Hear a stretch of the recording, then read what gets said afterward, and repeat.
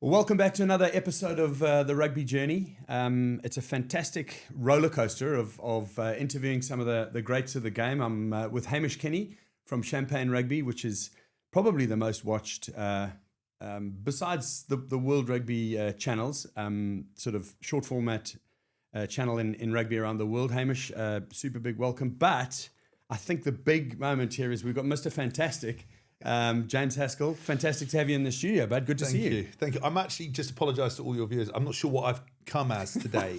My style game was actually on point. I've been filming this TV series, Celebs Go Dating, and I've sort of upgraded my style.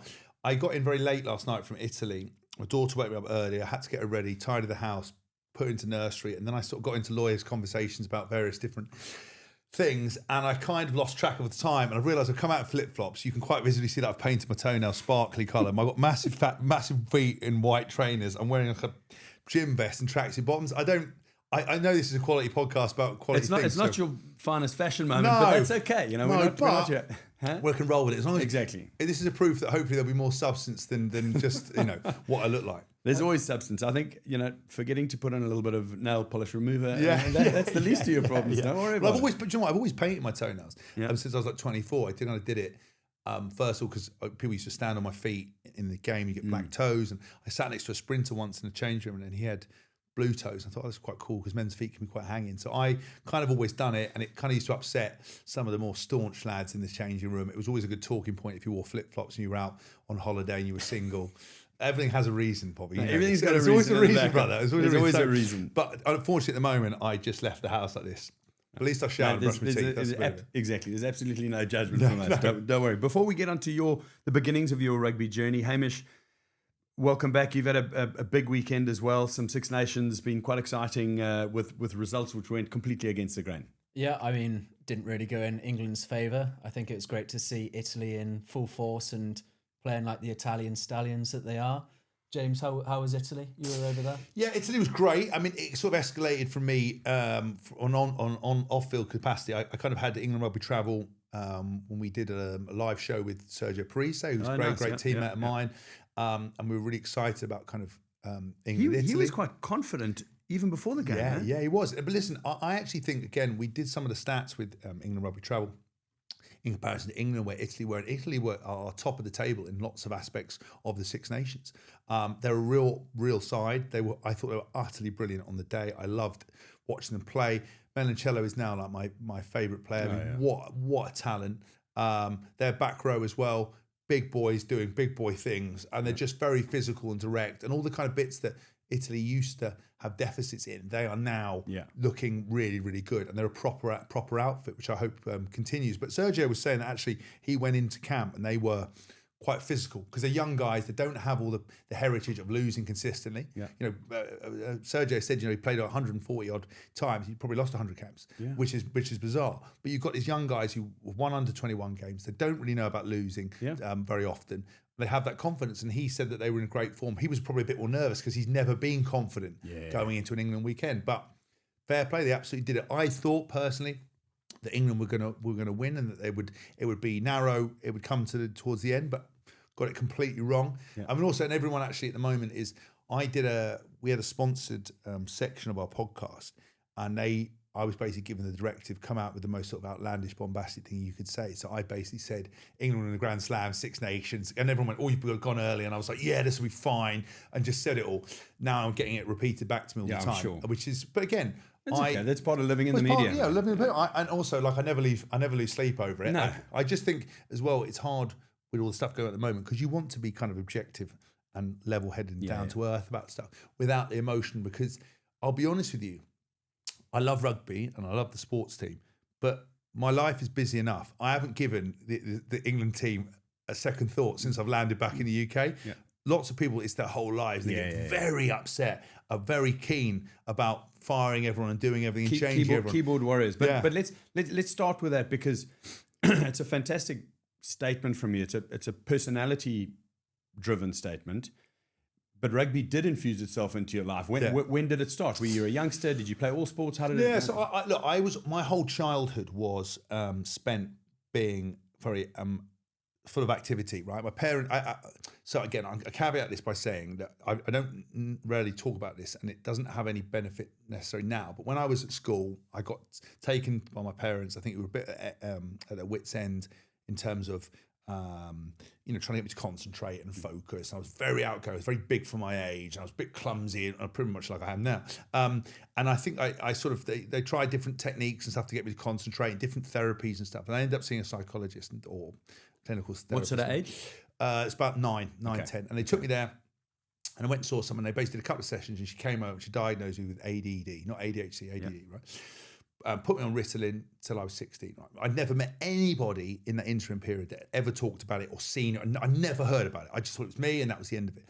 Obviously now you can trip over 85 people with ADHD trying to leave the building, right? Yeah. And again, one thing I always say with stuff, diagnosis is important, but it's also what you do about it. So I basically did some more therapy, took the Ritalin, tried to manage it. Week before my first game for England under 18s, the doctor asked me, what medication you're taking. I wrote Ritalin. He went, you fucking sick. Like, this is a massive performance enhancing drug. We have to pull you out of the game.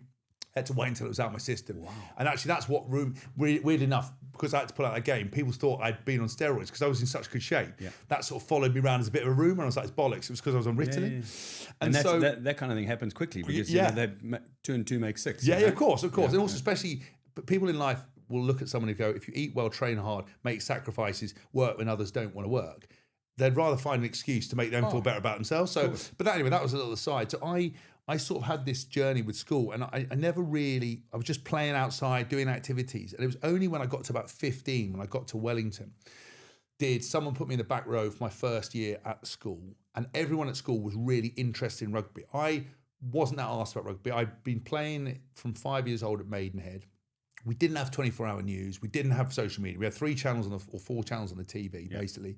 You only watch rugby on BBC on the weekends, if it was on. My dad didn't really support a sports team. And it was only around that 13 to 15 mark that we started to go to watch Wasps at Loftus Road. I went to a school where kids were wearing rugby shirts. They were taking it super seriously. And there's this whole hierarchy in public schools about rugby. Big culture, Big culture. Yeah. I played at prep school, but never occurred to me to be a rugby player. Yeah. And it was that moment where I started to support Wasps. It started to coincide with me training for the county to get into England under 16s. And actually, the culmination where I really became focused when I didn't get into England under 16s. And the selector called me up and was like, listen, you didn't have a great game. We're not going to pick you. And I'd gone through, it's such a draconian system. It's like so many fucking rounds and levels and hotel aways and all these people in clipboards. And it's just such an old school system that eventually after months and months, you get down to this trial, and I didn't play particularly well. And I probably, didn't do the extra work that they told me to do. It's a big ask of a 15-year-old to go and do like extra sprints and runs, especially if your dad's not an athlete. No, it's hard. And imagine if you're son, you at least have a bit of discipline, you understand it. My dad was a great businessman, but he didn't have that discipline. He didn't train. So asking me to go and do shuttles and stuff, I don't know what the fuck I was doing. So my dad then said to me at the end of that, listen, you can either play rugby for fun, and we're just, right, that's it. Or you didn't do the work, you didn't play well enough, you're not great at tackling, but I'll help you get better. I've got a family friend who can come and train you at school twice a week, and we'll do some extra work, and you can come back and try and fight your way back.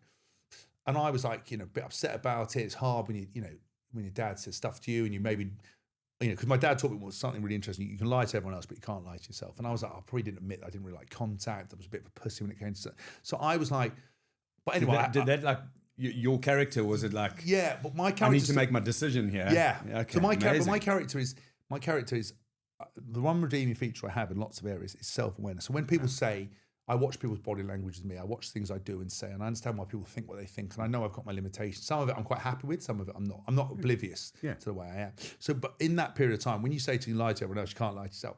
I sat on it and goes, is he right? And the problem is, like if you drink too much, you've got a problem. You can pretend to everyone you don't. If you're financially not in a great place, you can tell everyone you're a millionaire, but And so I just knew that he was right. So I came back and said to him, look, I need to sort this out.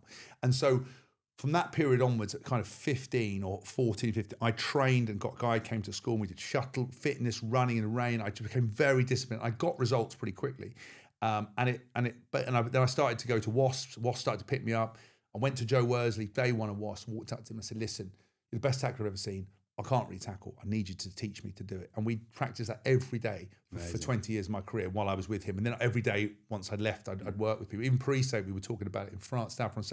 Pre-say was teaching me to chip and chase and pass, and I was working his tackling with him. And that's kind of what we did. That's amazing, yeah. And so it was that point that then I fell in love with the game. And actually, that coincided with me becoming more aware of WASP. And we used to go to WASP games. I'd get autographs from everybody. You know, I started watching the Premiership, becoming aware of the Premiership. We used to pitch invade. We used to go and sit in the corporate bars afterwards. So just as my interest in rugby went, I started to find heroes. Lawrence, yourself, all these guys. I started to watch Super 15 and all this kind of picked up this whole momentum. When you sort of had icons, you're like, oh, I want to do that.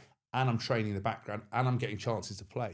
And it just spiraled out of that. It's like a cascade. Do you think, and answer what you want to or don't want to, you spoke about ADD earlier, and you need to be engaged with something and focused with something. Do you think then having those influences in there created enough interest in one space? I think that the greatest lesson for me that was learned all of that was acknowledging the bit about not lying to yourself. It's a really important part.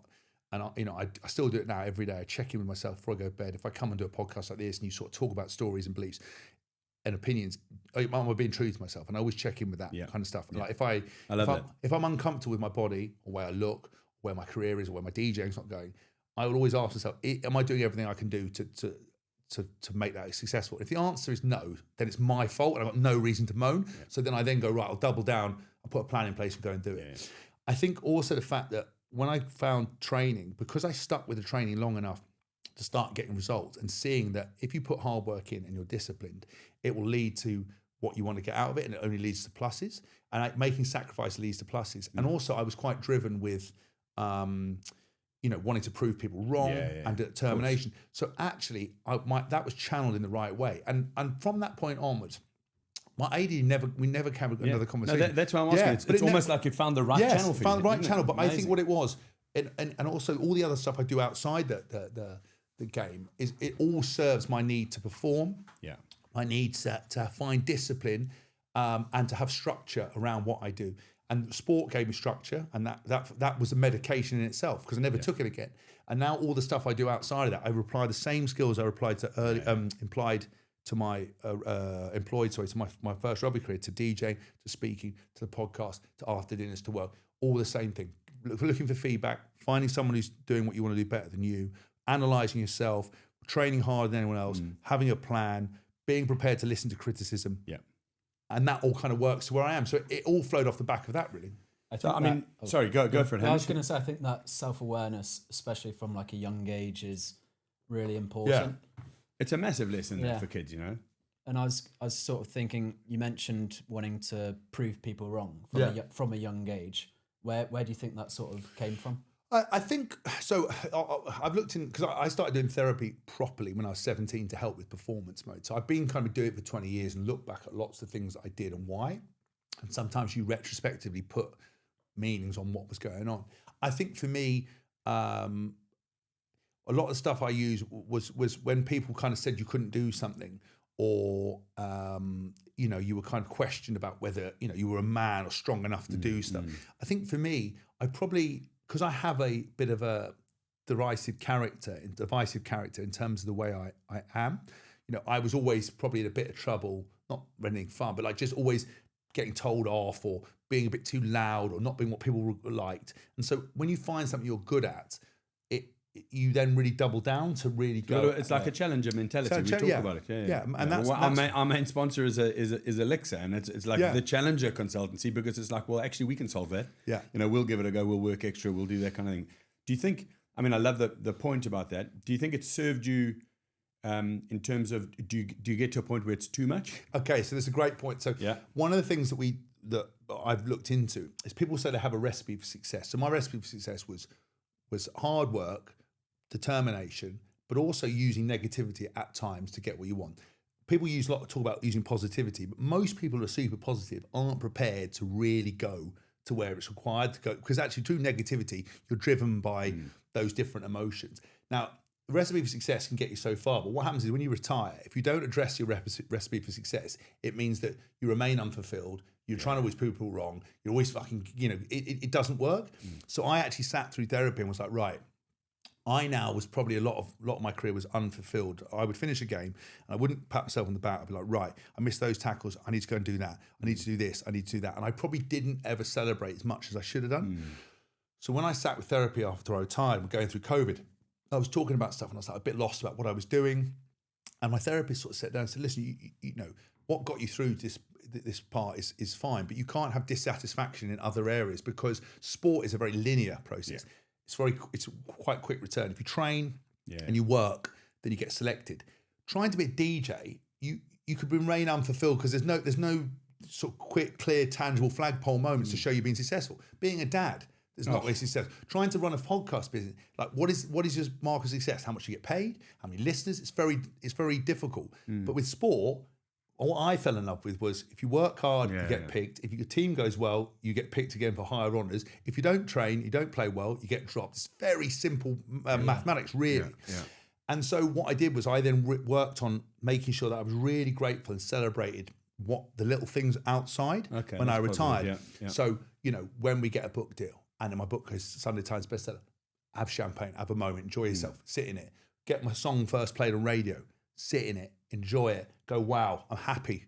Let's go out and have a night out. Let's enjoy each other's company instead of talking about what we can do more of. But the thing is, I mean, to be very honest, and that's why I said, you know, Mr. Magical, Mr. Raz, a lot of people would only maybe ever have one podcast or one book. Or one, I mean, you're rattling them off. You're going, you know what I mean? It's like you should be celebrating 5 days a week. Yeah, I mean, but let's talk about how busy you've become and jumping into something that I wouldn't be able to do is like DJing. I mean, were you just passionate about music? So again, it stems out the back of rugby again. So when I started seeing a therapist at 17, it was to aid with performance. So, you know, you'll know if back in the day, if you had sort of 3 or 4 games a season, 5 games a season or whatever, you can do them on emotion. You can play international sometimes on emotion, right? If you had 1 or 2, whatever. Or trying to do 30 games a season on emotion without any structure to back that up, it's impossible because you're tired, you might be out of form, especially with the advent of social media, you could be getting hammered. It's very difficult. So you need something as soon as the bus pulls up to the stadium to switch into consistency mode and makes you in that mood to play. So I started listening to music, but it was the first time you could have curated playlists on iTunes with the iPod. So it came out. So we got to choose what you were listening to, not cassette tapes and everything else. You could start making playlists or whatever. So I started doing that, and you know, the music I used to listen to was like Cher was my most listened to song, Walking in Memphis, loads of stuff. But obviously they lose their emotive power. You know, the more you listen to a song at the start of summer versus by the time you finish with it, it's lost that power. So you had to be very careful about when you listen to those songs. So I could only ever listen to my favourite songs on game day. Yeah. And as soon as I listened to them, it put me in the right frame of mind. In off seasons, I then started to go to Las Vegas. So you go to these amazing pool parties, which were like out of this world, something I've never seen before. Beautiful people everywhere, crazy fucking pool parties, DJs like Calvin Harris and stuff playing at the front. You'd see them, everybody controlling everyone's vibe. You just associate it with cool. And I was like, I'm an attention seeker. What? I love technology. I'm a nerd. I've got all this DJ technology. You've got someone standing in front of someone playing wicked music that's having an emotive effect on them and other people. It's like, why would I not want to do that? And I got the same thing when I went to Ibiza. And so when I went to New Zealand and I was playing Super 15, I was in Dunedin. It's a bit like UK in 1975. There wasn't a lot to do. People were really nice. People were great. Team was great. But I was looking for something to do. One of my teammates got some DJ decks. He started playing.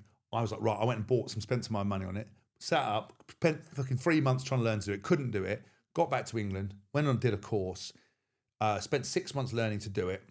When I came off the back of the course, I got to play a gig at Ministry of Sound because they take their own night, and I just fell in love with it. And it must be quite heady if you're up there in the crowd. It's very similar to sport. That's you know the I don't know, the adulation, I suppose, is a good word. Yeah. So basically, it's the perfect replacement for playing because you have the preparation, you have the jeopardy of trying to put something together that people like. You have the technical elements of skill. You have the ability to be more flair. You know, you could add layers and do 3-deck mixing and acapellas and whatever. But you also got to deliver. You've got to deliver. You've also got the adulation of the crowd. You've got that moment where emotively you've played a song that you love, they love. You have this connection which can almost be tear-inducing. Like I've played a couple of gigs. I'm sure you had emotional. Fuck me, you almost like crying. So it kind of is a really amazing thing, and I became addicted to it. And then off the back of it, you get travel. You travel around the world. You're seeing beautiful people. You know, you've got the work life. So it's very much like being a sportsman. Later nights maybe, but still the same sort of travel time balance. So it's just what I wanted to do more of. And, Also the same high highs and low lows. Though. Yeah, 100%. Very similar. 100%. That's amazing. Wait, I just want to I want to come back to the DJing because it's fascinating. But I want to talk about Dunedin because it's part of your rugby journey as well. I was doing some commentary out of South Africa and also Sky, and you jumped out of rugby here and went to Super Rugby. Look, I loved Super Rugby from the very beginning. I know you watched it growing up and that kind of thing. Otago Highlanders, Dunedin is a great example though, because the Rolling Stones went to Dunedin and someone said, what do you think of our beautiful town? And he said, I think it might be the armpit of the world. And they hated him. They wanted to cancel the rest of their tour. They didn't want to. But, I mean, parochial fans, absolutely mad for rugby. Dunedin, particularly with a nice student support base. How was that time? Did you enjoy it? So I absolutely loved it. I thought Dunedin, well, I'm actually, again, people think they know me in terms of sometimes they see stuff on social media and about me kind of being gregarious or whatever. But I'm quite a loner. So I love performing. I'm not like one of these comedians that's a bit of a sad clown when he doesn't have a crowd, he falls apart. I'm very comfortable in my own space. So when there's all the boys, you've seen me with you and guys, I'll talk loads, we'll get on with it. But I love being on my own. So when I went to Dunedin, I didn't need my family. I didn't need stuff. I basically lived in Mapasua's house that he owned on the beach in St. Clair. So I wake up every morning and see the sea. There are 2 cafes next to me, Salt and Starfish at the front. I used to just alternate eating meals in there or cook my food. I would be DJing, practicing music, or I'd be working, and I would be working all the time on some business bits I had in the UK. I was trying to set up a coaching plan and loads of stuff that I did. So I was very Gives you quite a lot of headspace. A lot of headspace. And then Amazing. I went to play with obviously the guys at Highlanders. Jamie Joseph, brilliant coach, brilliant man. I was with Tamati Ellison at Rico Black Rams, and I came over with him to play. His family basically adopted me, which is wicked. So I used to live a few doors down from him. And it was great to go to a place that was so rugby orientated, national sport, something I would never experienced over here. Learning to play a different style of the game, different mentalities. But actually what was interesting, Jamie Joseph was much more like a UK coach in terms of physicality and structure. Oh, really? Yeah. And all the boys said we never used to do any contact. He loved it. It was a bit like back in the day Leicester. Yes, we used to kick fuck out of each other and it was strong. It suited me, but it also developed my game. I ended up playing 7 for them a lot. And I just absolutely loved it. And I wanted to stay longer. They wanted me to stay there, but I'd already agreed a contract with Wasps. Okay. But Wasps basically got down to the last game of that season. And I think it was Tom Varndell tackled Sam Bestie over the line and stopped him scoring against Wasps, which would have relegated Wasps, which my contract would have been null and void. So Jamie J was like, can we sign it? I was like, I've got to find out, because the paycheck they were paying me to come back was mega. Yeah. But they had no players, no team, no nothing. And it was sort of a bit too late, because Sean Edwards was the one that originally got me back to go to Wasps, and he left. So it was Dai Young who didn't even really want me. I think he might have wanted me, but certainly wouldn't have paid me what I was. What you wanted, yeah. So it was a bit of a wild situation, really. And anyway, Tom Varndell made a tackle. I think it was the first one in his career, and stopped Sam Vesty. So Wasps stayed up, and I came back to a club that was absolute financial shambles. They didn't pay me for a year. I had to go in genuinely and threaten the guy, the MD at the time. I said to him, listen, I've sent you a load of invoices. You haven't paid me. I'm done my job and played. You've got to pay me. And anyway, I'd heard Rafa Liebenez had done something similar at Saracen, so I thought, why not? And I walked in his office and said, I'm going to give you an hour, and then I'm going to come back here and I'm going to fill you in until you give me this money. And within half an hour, he paid me. He was like, you can't talk to me like that. And I said, well, I fucking have. Different strokes. And I said, you haven't paid me, so this is what you're going to get. Yeah.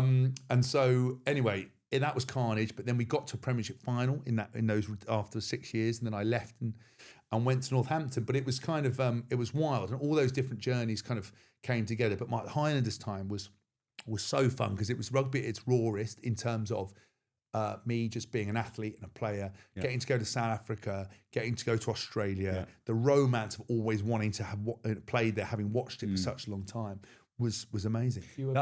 Sorry, go for it, Hamish. No, I was going to say Highlanders, you were playing with Ben Smith at the time. Ben Smith. I was there a year. Aaron Smith made his debut. He was wicked. Ben Smith, Aaron Smith, Tamati Ellison. I'm trying to think of winger. One of the massive wingers. I can't remember what his name is now. It was one of the original guys played for the All Blacks brothers. He was a massive unit. Jamie Joseph was coaching. Nasi Manu was number 8. Mate, it was crazy, and they were so good. And then obviously went on to watch both of them have 100 cap careers. What was a young Aaron Smith like in that first year? Well, it was quite interesting because if you'd said to me at the time, did I think he was going to go on to be the incredible player that he was? No, I think he was very, very good. But I just watched him then just mature, and I didn't realise he was very keen to be, to practice his skills. But he was he was very young when I met him. Yeah. I'm not sure how much of an influence I had on him in terms of character-wise. I think off the field, probably he obviously had a few scrapes. He probably learned that from me versus everything else. But he was just a really nice guy. Him and I got on really well together. He was a brilliant player, but he was still sort of finding his way in. And that season was the one that I think he then kicked on into the All Blacks. But I mean, Ben Smith again. I don't think I probably paid as much attention just to how good those guys were, because off the back of those years, they then both just went at them stratospheric. But it is really interesting to see. You just see them at the first early days of their career. I had no idea they were going to be just the absolute legends. I knew they were great players, but not to that extent. That was sort of the All Blacks golden era that you went over there, and that would have had a massive impact on how you played and everything. Yeah, I mean, it did. I mean, I think... I basically flew out of Japan on a Wednesday, landed in New Zealand on a Thursday, did a team run Friday, played the Chiefs Saturday, and great preparation. and I got a winning turn over the game. So it was like the perfect start of the time there. But actually, you commented on that game when I bashed that bloke, didn't I? Do you remember? With the cheaters, which was what was it? He was pulling your jersey back or something like that. What an idiot. He was brilliant because I thought to myself, he looked like a proper boxer, doing a boom, boom, boom, and I was like, you threw a combination because did I? I must have passed out. I'm not sure. No, because you said, what's the best thing to say on TV? It's like I blanked out. Yeah, because I'd been doing, because in New Zealand, there's a place called New Zealand Fight and Fitness that was doing boxing and jiu-jitsu. I just basically, in my downtime, did boxing. I went there and trained, and just did it all the time. So I was right in the middle of that. Yeah. And then the guy I made it look like a Sonny Bill Williams in the square ring. And I thought I threw one because he came up to me in the tunnel and was like, you threw a combo, so, fucking hell, man, good to see you, fucking nice combo. And I was like, what are you talking about? You threw a one. I was like, no, I didn't. I watched the video. I did. I went, boom, missed the first one and then banged him with the second one. But then I ended up getting banned, which is obviously for a short season, not ideal. And they banned me for 4 weeks. And then I basically said that I had no cards. Yeah. But someone, I think, then sent a video of me giving a yellow card away in the UK. Oh no! I didn't even hear that you were banned for that. Yeah, I was banned for 4 weeks, which was four games I missed, which is really irritating because I was addicted to playing for them. But then some do-gooder, when they put the statement out, this is how much people dislike me, went out their way to then send the citing officer a thing, and he called me back up and said, well, listen, I gave you a mitigating circumstance for a clean record, but here's your yellow card. And I was like, but the yellow card was... Phil Vickery was on my team. Some guy was headbutting him, and I came out there, I just cleared the guy out. That was it. And the referee basically, in the hearing, the guy was like, listen, the referee's got this horribly wrong here. Wasn't a repeat offence. There wasn't a repeat offence. Basically what happens, I saw Phil Vickery getting filled in. I was looking at the referee going, so you're going to do this? The referee just didn't, froze the headlights. So I was like, right, anyway, I just dealt with the guy. Came up and the yellow carded me. I went, but you, or they cited me for it. Didn't yellow card me at the time. Yeah. And they basically then said, well, we're going to make you 1 match ban. And I went, but it wasn't my fault. And he goes, yeah, but the referee's got it wrong. We need you to accept this as a 1 match. I said, well, I don't want to challenge it. They go, listen, you've technically cleared out bloke's head. You have to accept it. So I basically sent all the transcripts, the emails to the site, and guys went, no, you've been banned once. I can't do it. And I was like, guys, I took a ban, but that's just the story of my life. There's always like some fucking bullshit around it, But I mean, it's fantastic to get the background in. I want to talk a little bit more rugby, and then obviously there's quite a lot of commercial stuff because I need to know some of the background into your fantastic podcast and some of the other stuff. But 2015 World Cup, tough time.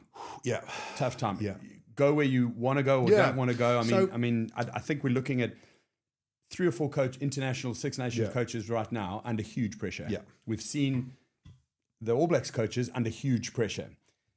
Coaching pressure translates to player pressure, and it's really hard to build a nice culture when player pressure is almost what happens as you walk in the door. Yeah.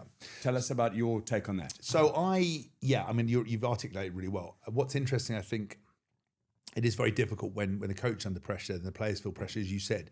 And it's also difficult to play well when you feel like you're looking over your shoulder and everything's more difficult and everything's sort of raised of intensity. And you know, we want faster in rugby, but the first thing that dries up is people's ability to offload and stuff because you don't want to force things.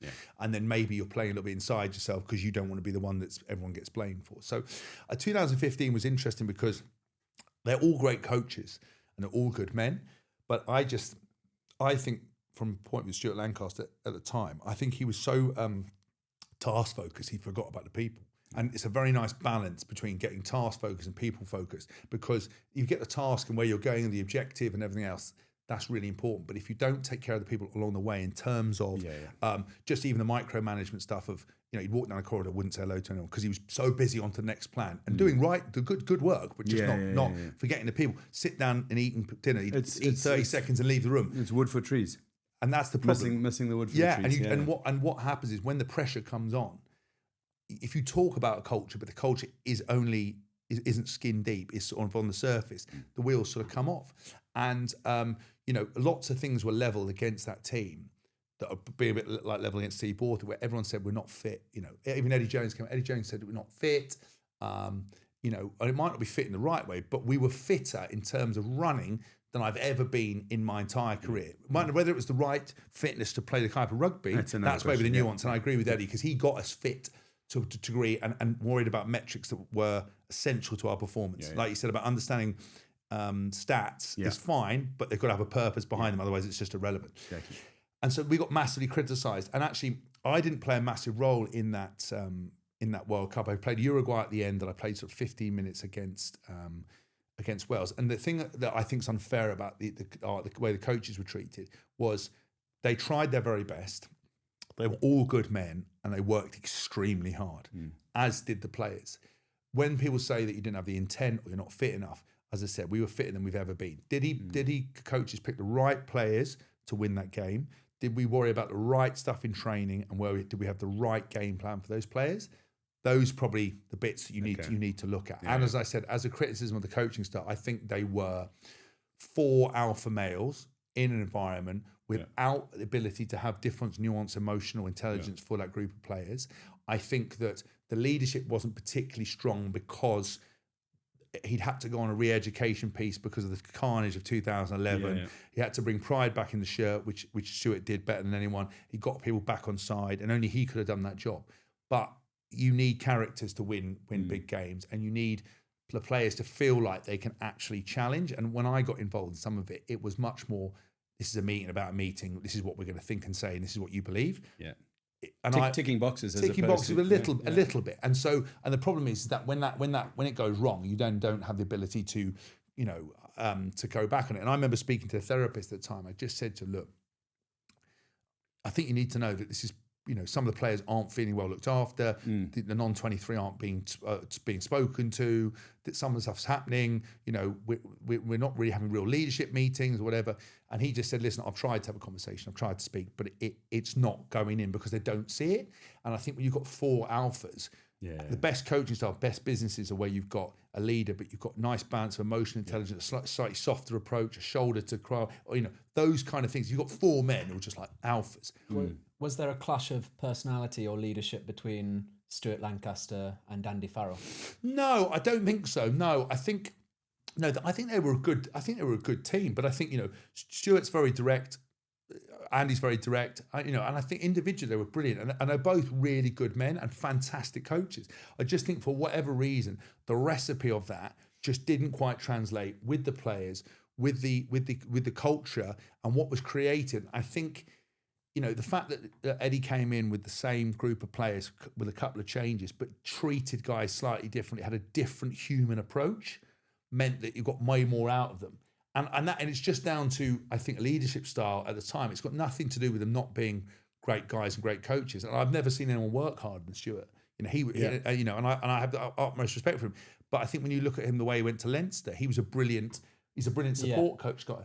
You know, maybe the head coach thing isn't necessarily his forte. I don't know. But, you know, I have many faults and stuff, and I get wrong all the time. So I'm only saying what I saw, but I just, having worked with different environments, what worked for these players was understanding who needed the carrot and the stick, what was important, how to translate it. And I think Eddie's time with England was so successful because he had Paul Gustard, Steve Borthwick, Neil Hatley, and himself, and different players with a bit more balls and leadership around them. And we were given and treated like adults. We weren't treated like school kids. Yeah. People felt free to then self-police each other and felt confident, felt looked after. And that meant we went on a world record equaling run of games, and we had a whitewash in Australia. You know, that's the difference. And there was also a difference in system and the way that we wanted to play. You know, and it was like they went back to what was fundamental in big set piece, big defence, attack would come secondary, but we were running direct, not playing rugby league. And that's basically what we brought into, and it worked really well.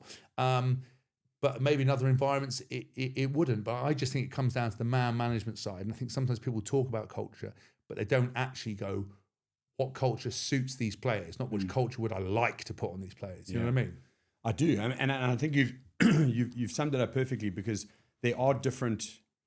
There's different ways to motivate whole teams and also individual players, and it's a hard thing to do.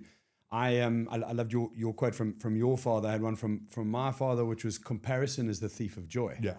You know, now if you look at environments where you have been in, where you've had not only the most fun, but where you felt you contribute, you know, sometimes I think they call it flow, the state of flow, where you just feel like where you are right now. In rugby, I've had that 3 or 4 times, and I can literally tell you about the day, the night, the evening, the team, the people, the characters on all 4 of those times, and the rest sort of blends together for me. Is there any time that really stood out for you where you've actually felt this is James Haskell at his finest as a rugby player? Yeah, I mean, I think my time under Eddie in general, and I don't think it was rocket science how to manage. But I think he did a podcast the other day. I haven't seen it, but someone tagged me in something where he's basically said, I think he started a story about me, but they cut it off, so they want you to listen, and I haven't got time to listen to the podcast, so I don't know what he said.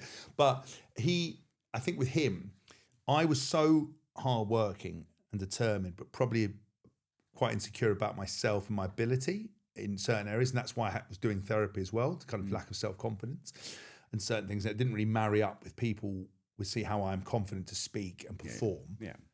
You know, people think, well, he's got everything sorted. You do have incredible self-awareness to be able to even talk about this as managing yourself, because it's not easy. There's a lot of people there, you know, let me look at my phone and have a judgment on that person, bang, bang, bang, you're a wanker, or whatever it is. Yeah. And the next thing is you have this really revealing bit saying, I was battling with this, but everyone thought I was okay over here. But I get that now, and I think I mean, my teammates would see it a bit. They knew that you could call me anything under the sun, but if you started digging into my rugby ability, I wouldn't wear that very well. Okay. I think with coaches and stuff, all I needed to ever have was, look, you couldn't just say I was shit and walk off. You had to say, look, you're doing this and this well, you're doing this badly, but here's how I can fix it. Because if I don't have a solution to a problem, if I can't fix a problem immediately or deal with it or find a pathway to do it, I find that really hard. So you want a process to fix something. Process. And then you'll probably lean in more. Yeah, 100%. Give me the process. And so what Eddie did, he loved my personality. He goes, you know, he didn't see it challenging. He wanted me to have personality. He loved all the stuff I did off the field. He loved my excitement for life and self-development. He knew that I was insecure, that all I had to do was, he would just pump my tyres up, help myself get better, utilise all the coaches around me to do that, and I would do anything for him and run through a wall and play out the best I played.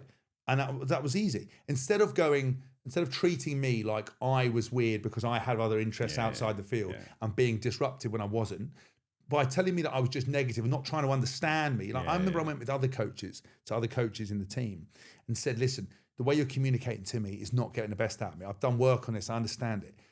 They then thought I was mental and that I need to have kid gloves because they weren't used to this. It wasn't how they'd done it in the past. And but they didn't want to have new ideas, and they started panicking, and they would treat me like I was like special. I was like, guys, it's not the case. But with Eddie, he sort of knew that, and also he knew that if you get someone like me who's like always chatting, and I think a lot of coaches couldn't understand how I could be the first in, last out, work hard and everyone, and still be on the bus taking the piss, and still be in the team room making love. It's you either to be a sportsman, you either have to be super dedicated and have no personality, or you're all talk and no trousers.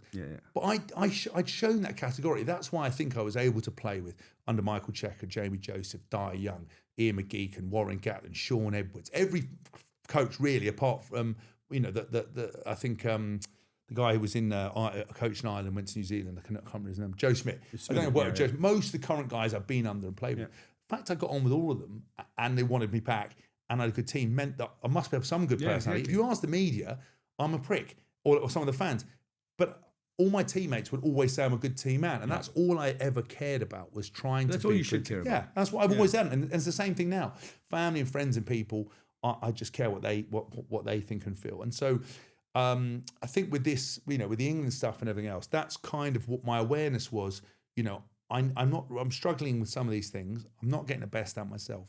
Can I communicate to them, and can I deal with it, and can I address it? And I think that's what I always worked on, really. And I still don't understand myself. And Eddie picked up on that. Whereas other coaches, they wanted to wheel me out to entertain the lads when they needed it and they needed a pump. But then they wanted to tell me to shut the fuck up and stay out of the way. Yeah. And they didn't want to help me with my performance, or they thought I was too mentally fragile. And that's part of the nuance of the coaching. You've got to be able to have characters, big characters who you don't feel completely sort of bowled over by. Yeah.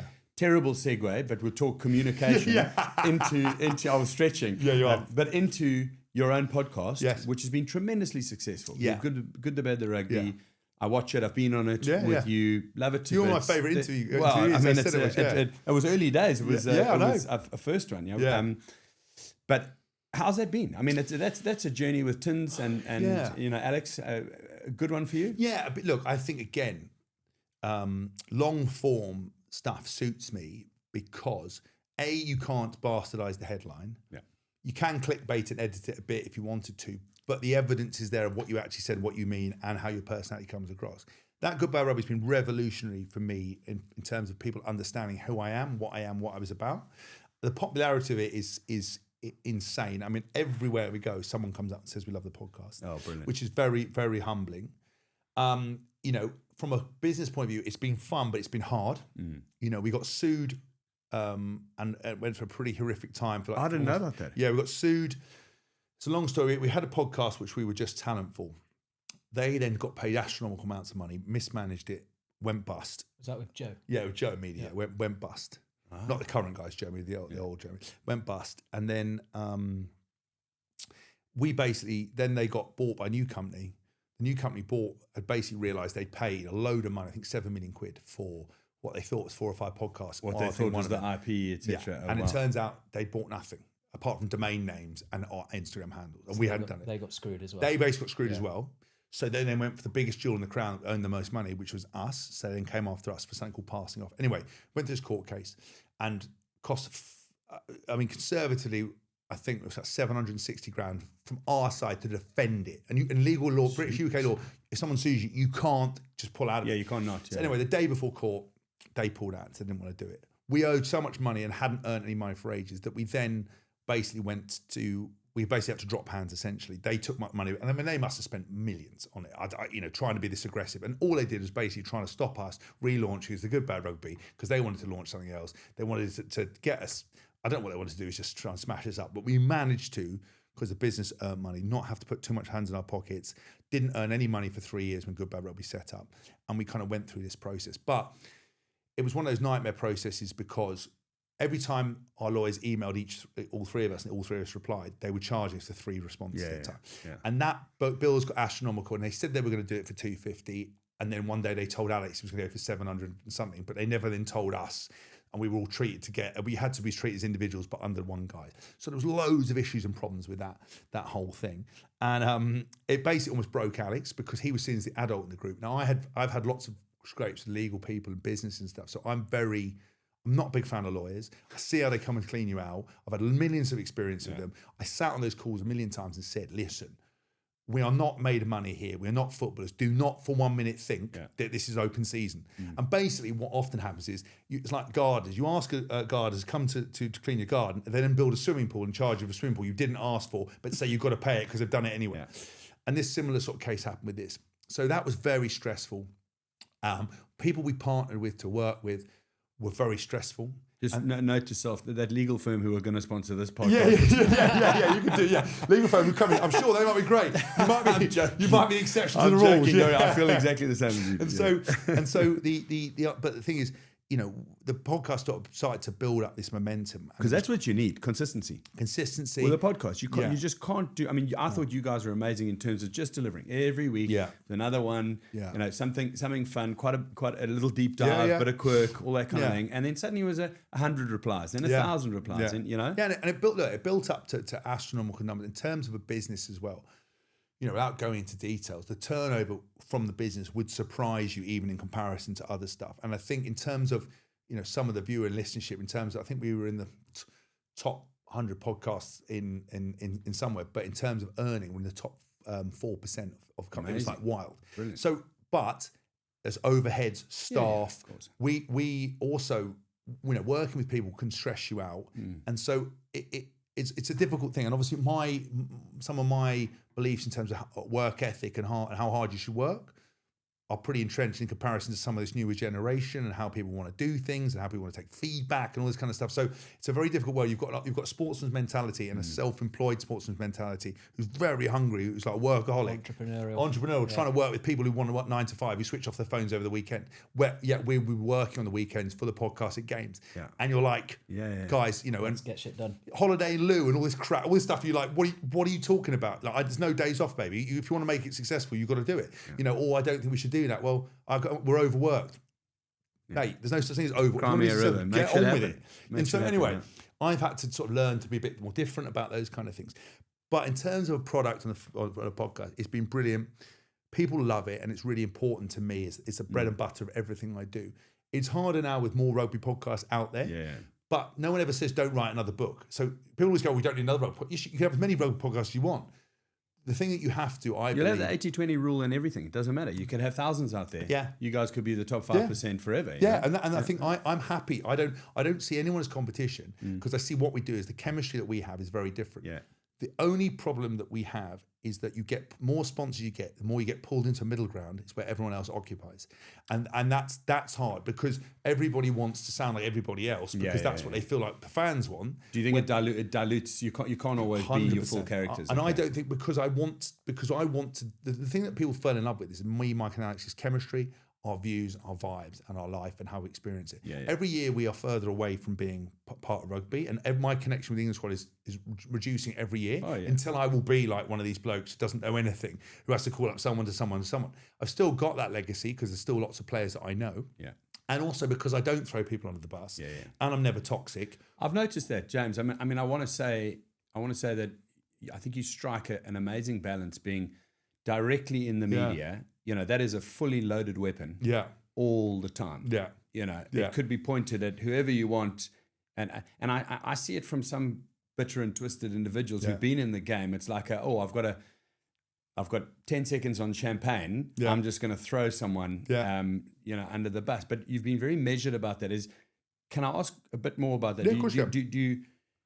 Do you see it, and maybe that's back to that self-awareness? Like, I wouldn't like it if someone said, is it led by that? I'll tell you why it comes through. It's as simple as that, I've met you obviously over the years, but I always had a real warmth from you and different. And I had no preconceptions. I meet people how I find them. Yeah. And I want to like everybody and see how they go on. I know that not everyone's going to like you, and B, you don't want everyone to like you. It's not what you want. But if you like people and you meet them, you give them the benefit of the doubt. I always try to be the same person that you met years ago that I am today. Yeah. There's no different. There's no edge to me. Even if I'm tired or stressed, like I was having a fucking night before I came in today. As soon as I see your smiling face, like, hi, how you doing? Couple of things, pay for parking, and then we're into it. I don't bring my baggage into relationships, and I want people to always see me for themselves. Now, it might not be what they like, but this is all you're going to get. And so I try to treat people the same way. And I just think about when I look into those change rooms and those environments, the reality of what that environment is like is versus what even the most informed commentator writing is not accurate, because I was in it and we used to sit around and go, have you seen what so-and-so is saying? Yeah. And they would come out with these lines and we were like, we are literally doing the opposite of what you're saying here. Yeah. And the problem is, the RFU are not very good at communicating stuff anyway. And they're also terrified about, over kind of controlling media narratives. But unfortunately in the world now, everybody wants to know what's going on because of all the documentaries and everything else. And if you don't say anything, people will fill that void with whatever they believe. Yeah. And I think you can talk about people without being personal, without being aggressive, and you can still say how things are. Like I said with Stuart Lancaster, the coach, I have a lot of affection for those guys. Brilliant. I think from a business perspective, having worked in loads of different environments, some really successful, some not, I felt, like you said, about culture and the emotional intelligence and also the ability to have differentials in terms of how the players were spoken to wasn't correct. It's just an opinion based on what I felt to be true. But it's also not all fall down. That's a nuance which might make it less than optimal. Exactly. And it's also not insulting them as people or questioning their work rate, because that was not true. I think with the players, everyone after this weekend wants, or against the Italy game, depending on when this comes out, wants to throw Steve Borthwick under the bus and throw out him.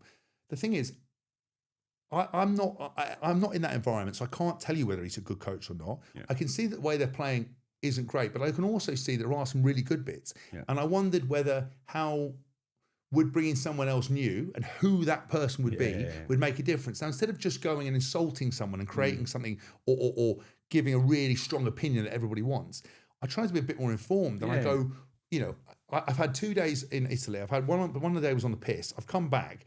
I haven't watched the game again. I saw it in the stadium. I sat in this normal stand part of it. I got the entire game off people. Man of the people, right? Man of the people, yeah. Well, that's what I mean. Everyone kept going to, what are you doing in this part? And I was like, honestly, I don't know. Yeah. But I sat there throughout the whole game. I was getting nosed up for photos. I didn't watch it with any great detail. I was chatting, having beers. Yeah. Having a good time with your mates. Good time, yeah. It's not meant to be I'm not meant to be just sort of dissecting the game. So what I'm trying to do is get into informed opinion, see what the story is, get some detail, and then come out with it. But I just think we're too quick in this country to insult people, and I think you can have an opinion without burning the house down and without being reactionary. And I'm just aware that people used to write lots of things about me that weren't true. Well, and I mean, I want to comment on that. I had one personal incident which you'll enjoy. I was commenting on a Springbok coach, and I said, I think it's quite tough because he's non-dictatorial. Yeah. You know what I mean? He's not going to just say, it's like this. The headline next day, Skinstead says, coach is a dictator.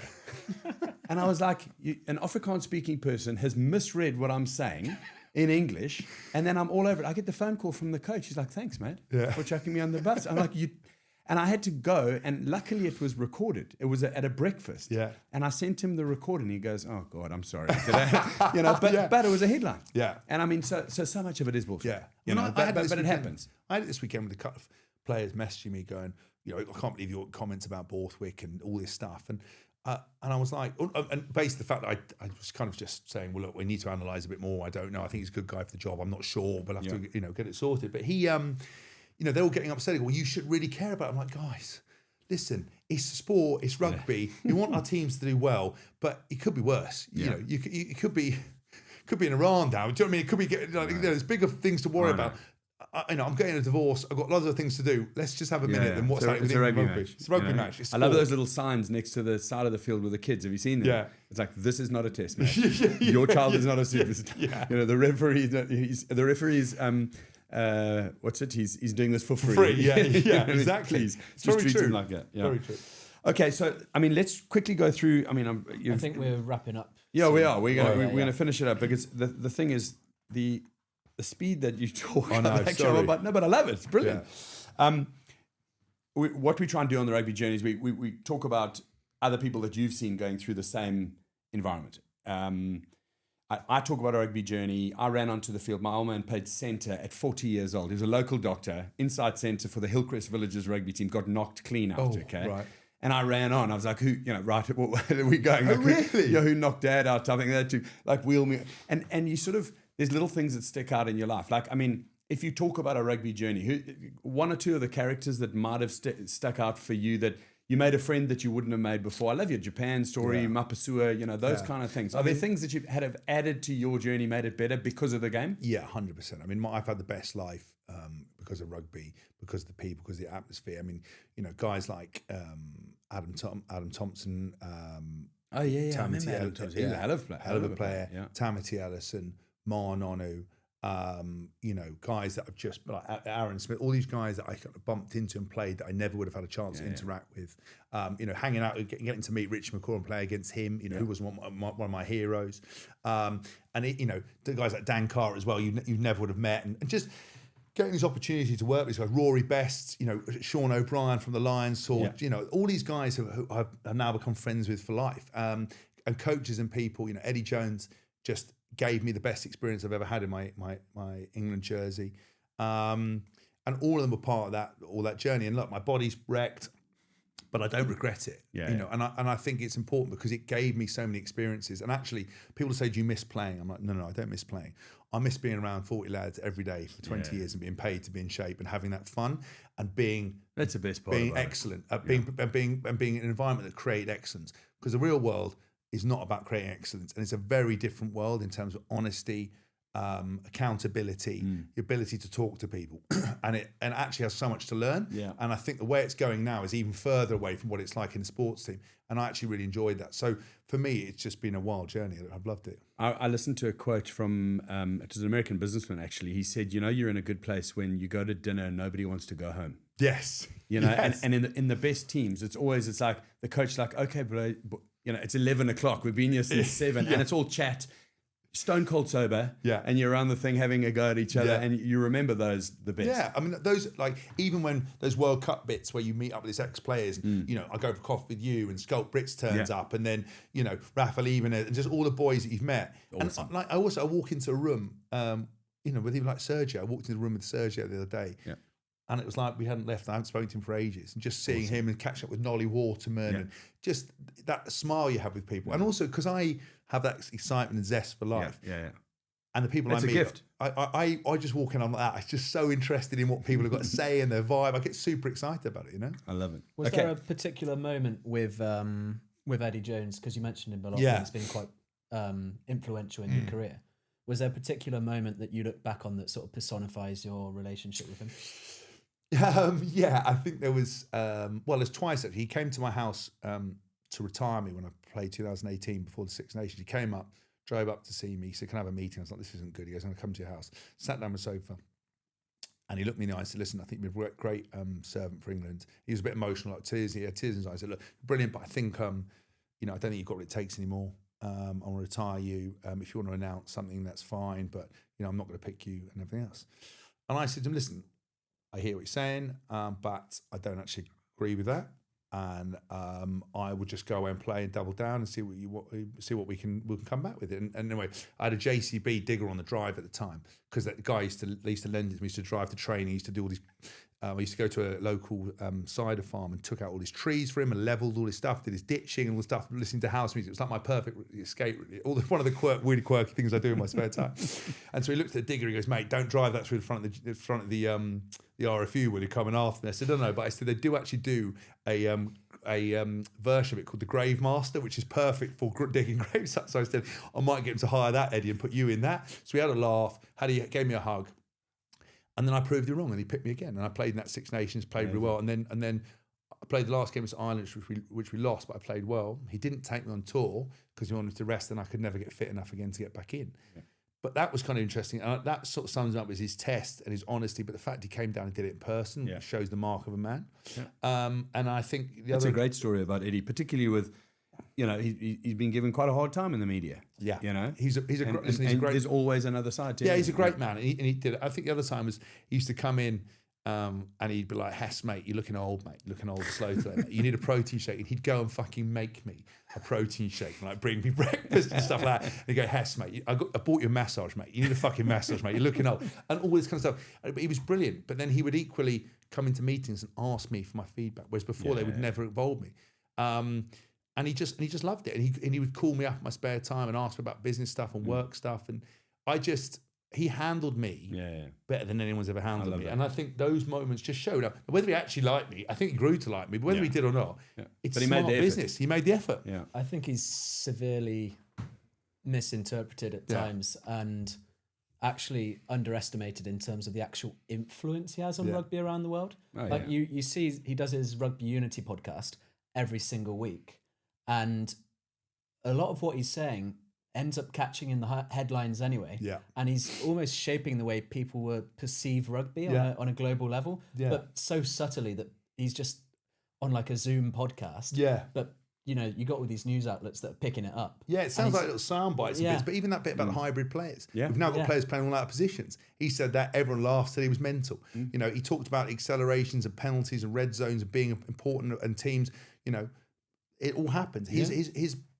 look, I think, did he get it right all the time with England necessarily? And did I think, he at times he wanted to kind of try to rewrite his wrongs of losing the World Cup and try to play a different style? Maybe. But in terms of the guy that I knew and I experienced, he's a brilliant man. He was actually really kind and caring. He'd go mad. Yeah. He had that madness in him at times, but we all do. We all do. Yeah. But I think he's the way he looked and wanted to be a better coach, a better player, and look at the world rugby and shape it. He 100% did that and stuff. And I think he's really unfairly criticised, Okay, so we're gonna finish off. Yes. It's been absolutely amazing. Thank you so much for your time. I've got 3 questions. Yes. Quick fire. The answer needs to be short-ish. Fine. Yeah. Those 3 questions, and then I've got a closing question, and you can ramble as much as you want on that one. Fine. Okay. Perfect. So the 3 questions: 1 rugby rule you'd change tomorrow.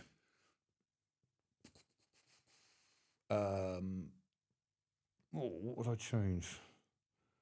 Substitutions, I think.